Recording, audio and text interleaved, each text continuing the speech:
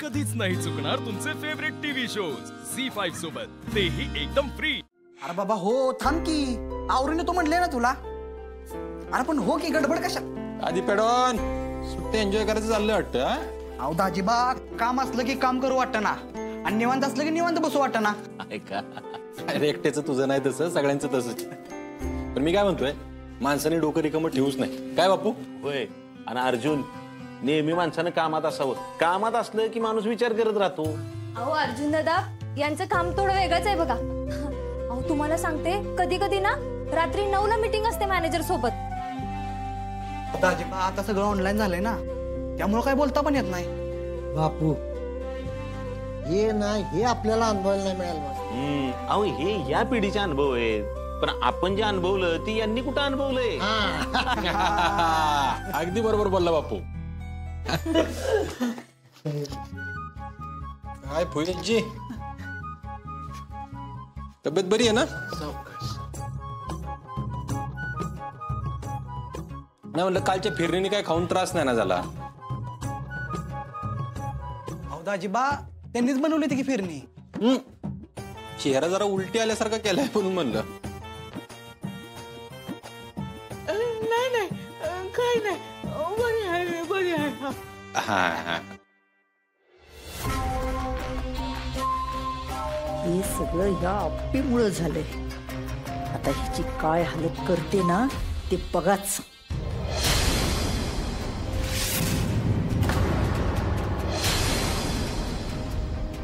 हो फुईजी, काय काय काय? नाही नाही नाही, काय नाही, आवडते मी।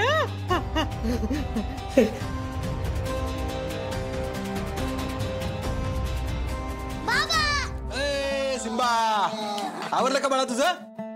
हो बाबा, तुमच्या सगळ्यांना माझ्याकडून स्वातंत्र्य दिनाच्या शुभेच्छा। अरे वा बाबा, अरे माँ कुठे?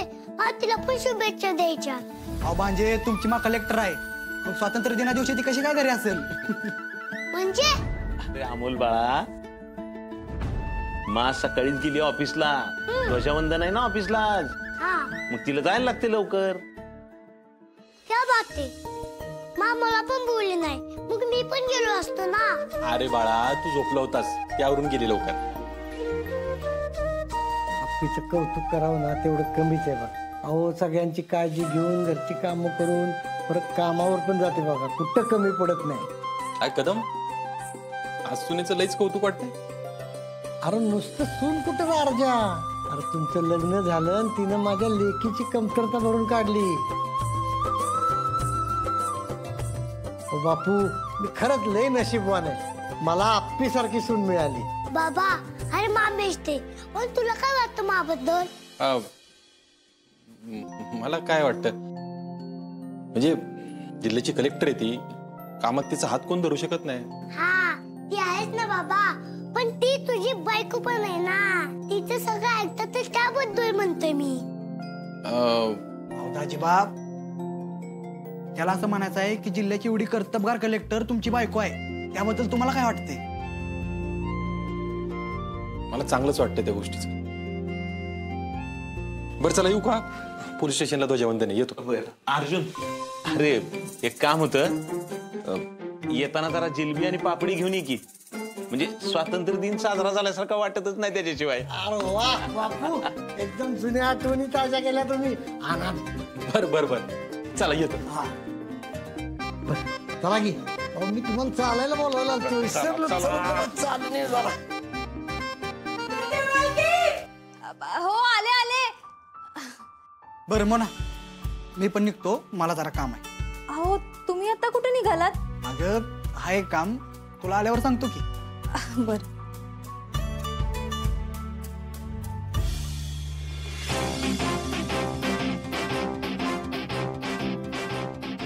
मामा, हे काय? अरे चिठ्ठी? ए अरे अमोल, तू काय करणार आहे चिठ्ठी वाचून? अरे मामा, नक्की काय आहे चिठ्ठीमध्ये? काय नाही, ती तुझ्या मामासाठी एक चिठ्ठी लिहिली। गप्पा भांजे, तुम्ही कोणाला सांगू नका बरं का, आपलं सिक्रेट आहे. ठीक आहे मामा, मी नाही सांगणार. पण मामा मला सांग, तुझं आणि मोमाचं लग्न झालंय ना, तू आता काय चिठ्ठी लिहिलीस? अहो भांजे, लग्न झालं म्हणून काय प्रेम कमी होत असते होय? म्हणजे हे बघ, मला कामामुळे मोनाला जास्त वेळ देता येत नाही बघ. पण मग कामाच्या गडबडीत तिला विसरून पण चालत नाही ना. पण तू कुठे विसरलाय मामा? अरे हो, पण लग्न झालं म्हणून काहीच केलं नाही तर पुढच्या माणसाला कळणार कसं की आपलं त्याच्यावर किती प्रेम आहे. हा, तुझे हे एकदम खरंय मामा. पण तू सांगू शकतो ना तिला, असं लिहायचं का बरं चिठ्ठीवर? हे बघ, तुझ्या मोमाला थोडी कमी समज आहे, त्यामुळे ती सारखी काय ना काय तर चुकत असते. मग मी तिच्यावर चिडतो, मग परत तिच्यावर बोलायचं कसं? तर असं चिठ्ठी लिहून बोलायचं, मग आपली बायको खुश होती. मामा, तू खरंच राग येतो का रे? चिडतो, पण कशी जरी असली तरी ती बायको आहे रे माझी, माझा जीव आहे बघ तिच्यावर. आणि तिच्या चुका मी नाही समजून घेणार तर कोण घेणार सांग बरं? आणि अमोल, प्रेमात फक्त चांगल्या गोष्टी बघून चालत नाही बरं का, माणसांच्या चुकांवर पण प्रेम करावं लागतं आपल्याला.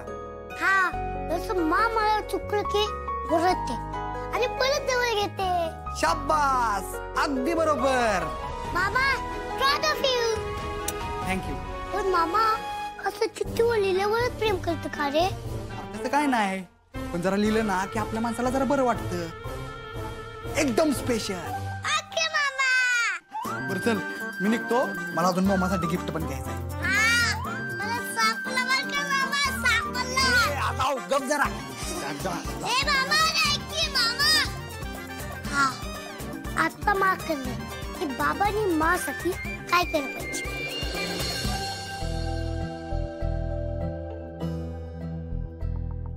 डबा काय हो, काय झालंय? तुम्ही कालपासून काही बोलणच झालंय.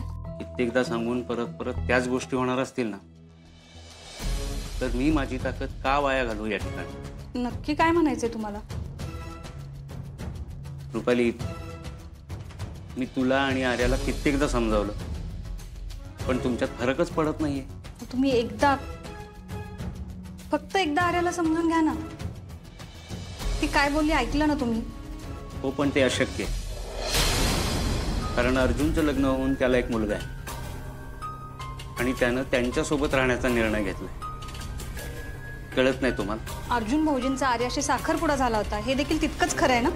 जाऊ दे ना रुपाली, मला तो विषयच नको या ठिकाणी. बरोबर आहे, तुम्ही ना आजपर्यंत असाच विषय टाळत आलात ना, म्हणून हे सगळं झालं. अगं काय बोलतेस तू रुपाली? काय चुकतंय त्या आर्याचं? हा, आणि तुम्ही तुमच्या मोठ्या भावाचा अधिकार वापरून अर्जुन भाऊजींना त्यांच्या भल्याच्या 4 गोष्टी कधी सांगितल्यात का? अर्जुन आता लहान नाहीये रुपाली. पण तुमच्यापेक्षा वयाने लहान आहेत. कधी कधी मोठ्यांचा अनुभव लहानांना काहीतरी शिकवून जाऊ शकतो. पण नाही, तुम्हाला ना त्यांच्याशी काही बोलायचंच नाही. बरं, मी अर्जुनशी काय बोलावं अशी अपेक्षा आहे तुमची? अहो, तुम्ही मोठे आहात.